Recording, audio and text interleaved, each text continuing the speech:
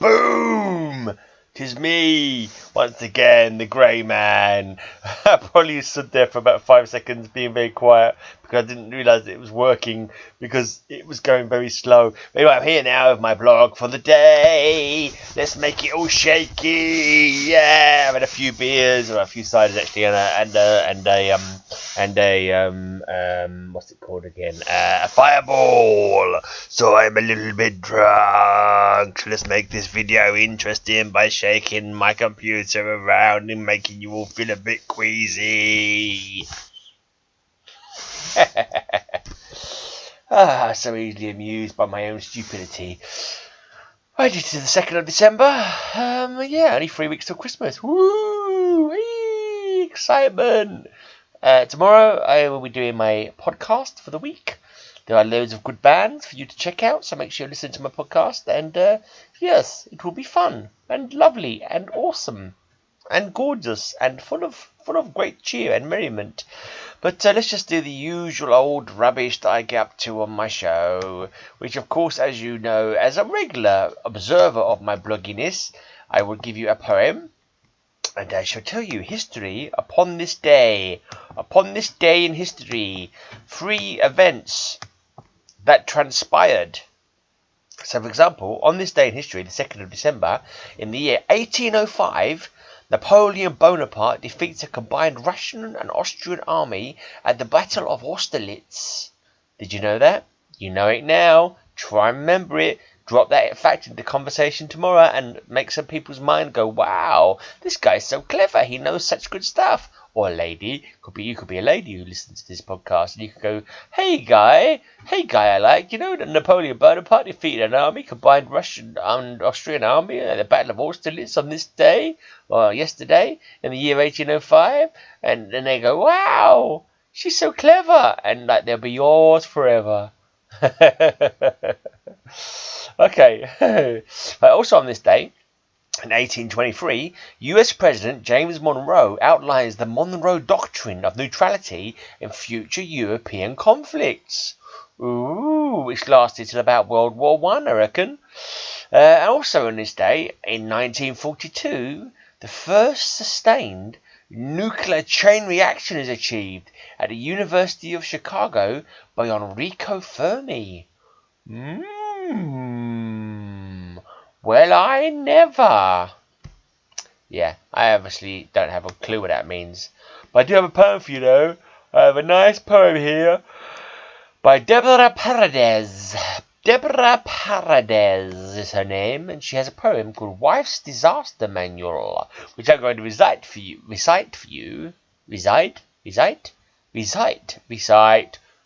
can't even say recite, let alone do it. I'm going to recite this poem for you now.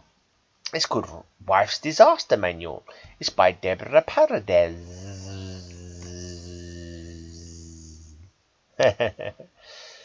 When the forsaken city starts to burn, after the men and children have fled, stand still, silent as prey, and slowly turn back. Behold the curse. Stay and mourn the collapsing doorways, the unbroken bread in the forsaken city starting to burn. Don't flinch, don't join in, resist the righteous scurry, and instead stand still, silent as prey. Slowly turn your thoughts away from escape. The iron gates unlatched, the responsibilities shed. When the forsaken city starts to burn, surrender to your calling, show concern for those who remain. Come to a dead standstill, silent as prey, slowly turn into something essential. Learn the names of the fallen. Refuse to run ahead when the forsaken city starts to burn. Stand still and silent. Pray, return. There you go. That was Wife's Disaster Manual by Deborah Paredes. It was a poem, don't you know? I'm doing my blog. I'm doing my bloggy blog. Oh, you're recording a podcast? No, not a podcast. The podcast is tomorrow. How are you doing, Mr. Farrar? Are you doing your blog live right now? I'm doing my bloggy live. Good. Do you want to stick your face on the blog? No. Put your face in the blog and say, hello, blog. Say bloggy blog. Can you see yourself? See the fist that I was Yes. mentioning it. That is young So what are you Fra. chatting about then? Nothing. I have nothing to say other than the fact I'm a bit drunk and I've done a poem and done some history. You're drunk as well. Yeah, I had a few cans and Well, I could tell you that I saw a cat at the garden project. you saw a cat. And I'll shut the window so. A cat that looked like Oswald would behave like Poppy. Mm-hmm. So my spies tell me. It's true. And Poppy's right here. Yeah, Poppy's right there. You know how Poppy behave like you and look like Ozzy. I don't know about that, Buster. So I've got a theory that maybe Poppy. Go and rub your head against his legs, Pops. You know how much he likes it. Maybe Poppy shapeshift. She's actually fucking no shape. Yeah, rub your head on his legs. Okay, so that was my bloggy blog. Shapeshift into this dark cat and She's a went to the talented garden to she's a spy. talented spy cat. She watches you at all times. Maybe she can transfigure. I don't know. It makes sense to me.